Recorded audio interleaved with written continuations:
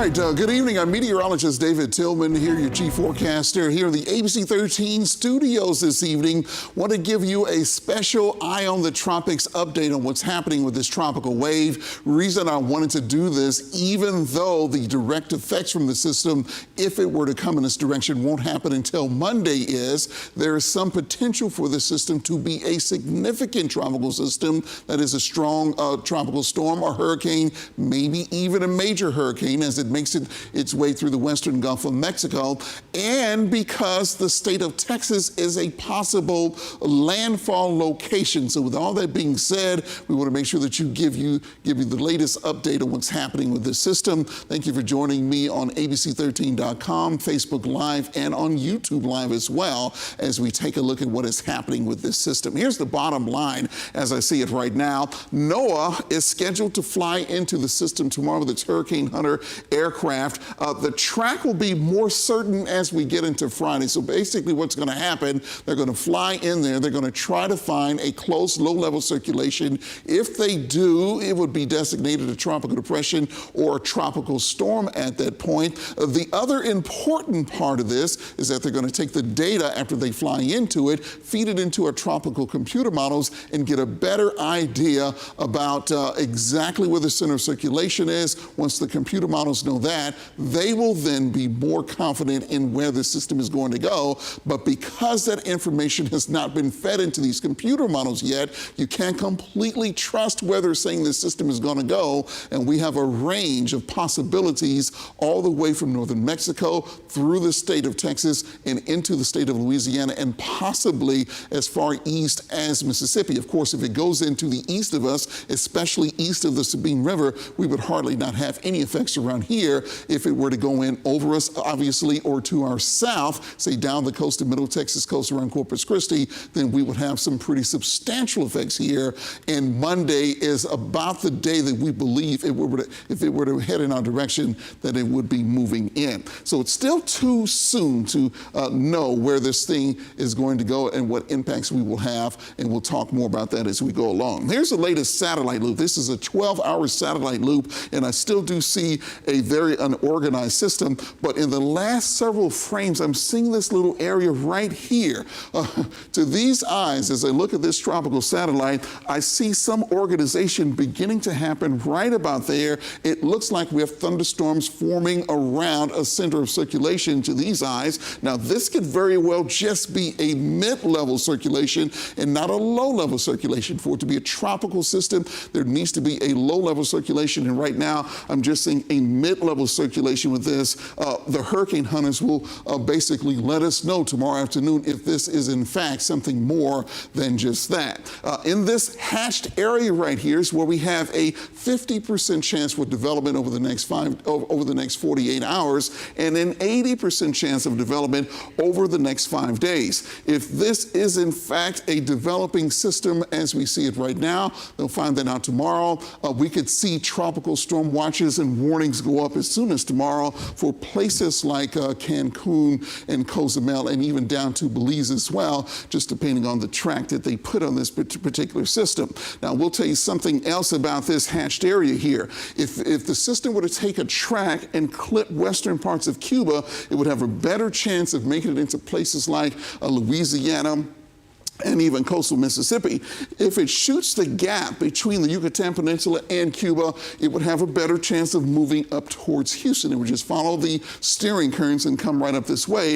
If it goes across the Yucatan, especially the central or southern Yucatan, then it will be pointing more at South Texas and northern parts of Mexico. And again, we just don't have reliable information on exactly where it's going to go at this particular time. Here's one of the things that it's going to be battling over the next 24 hours or so. There's a band of strong winds. We call it wind shear. That wind is blowing at between 25 and 40 knots. Basically, what that means is whenever you have winds blowing that strong in the atmosphere and from different directions, well, tropical systems have a hard time of developing, and that typically rips them apart. So whenever that wind shear value is above about 20 or so, it's a little difficult for these tropical systems to develop. But what I'm seeing here is that the wind shear is light here here and very light in the western Gulf of Mexico. So by the time it gets over here, we believe the system will be in a very favorable area for development. As a matter of fact, we do have some computer models indicating that not only could we be dealing with a tropical storm,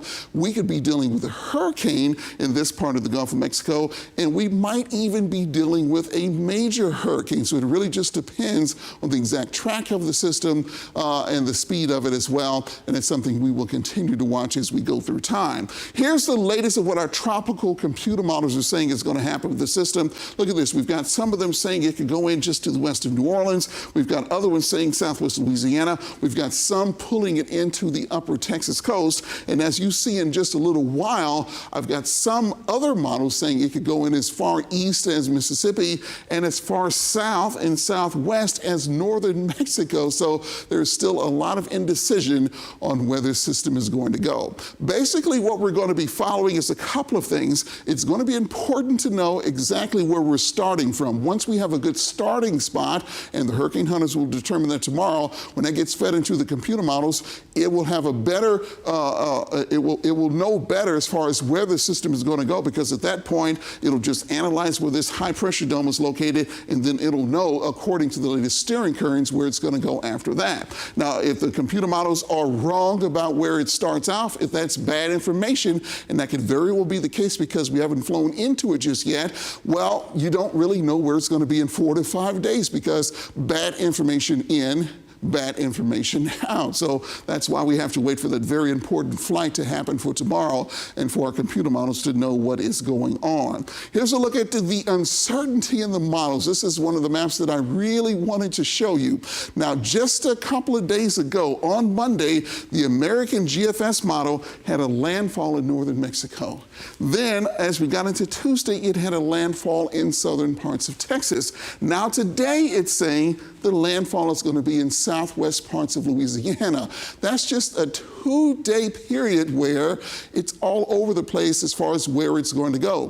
Whenever we see models behaving like that, you can't really trust the information, because at this point it really doesn't know where the system is going to go. And because landfall isn't for another 4 to 5 days, well, computer models tend to get less and less reliable the farther out in time you go. So it's perfectly understandable that because we don't know where it's starting, that we have this huge array in where this particular model is thinking it's going to go. But because all of these are so far apart, well, that gives us more reason not to trust the model at this particular time. Now, here's the European model. This model, I've been using this model for close to 25 years, and it's been the most reliable one pretty much over that entire time period.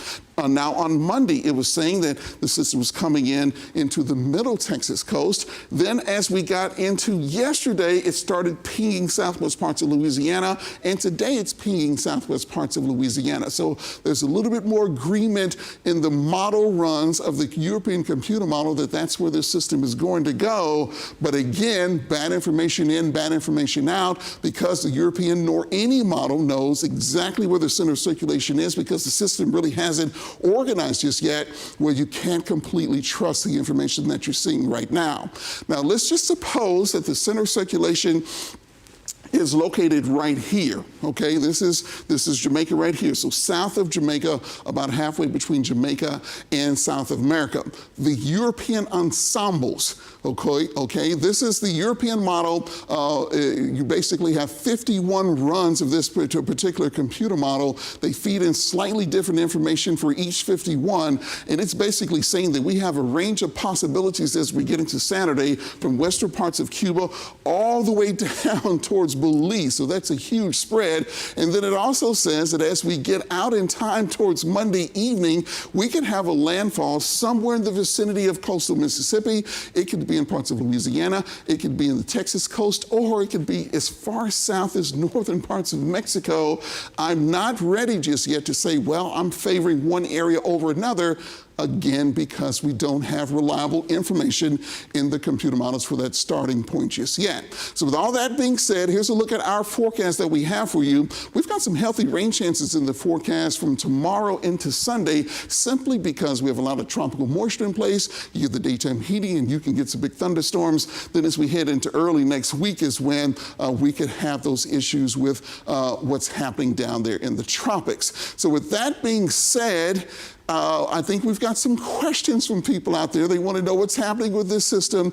And let's go ahead and take some questions there from Facebook Live. So one of the questions that was asked was, when will we know a little bit more if it'll hit Texas or not? Okay, so the question, the answer to that question is what I was saying here in the bottom line, okay? The track is going to become more certain as we get into Friday. Now, we believe if it were to come in this direction, that Monday into Tuesday would be the potential landfall time, maybe as early as Sunday night. We'll have to see about that, but the track will become more certain as we get into Friday after we get some more information fed into the computer models by Hurricane Hunters, which are going to fly tomorrow. Instead of Texas, it goes to Louisiana? Okay, right now what we're saying is we're giving Louisiana and Texas an equal chance that the system could come in that direction. We don't want to say, well, it's more likely to go to Louisiana or it's more likely to go to Texas. These computer models have been shifting all over the place over the last several days, and we just don't want to give any one particular place at this time a more favorable outcome or a less favorable outcome.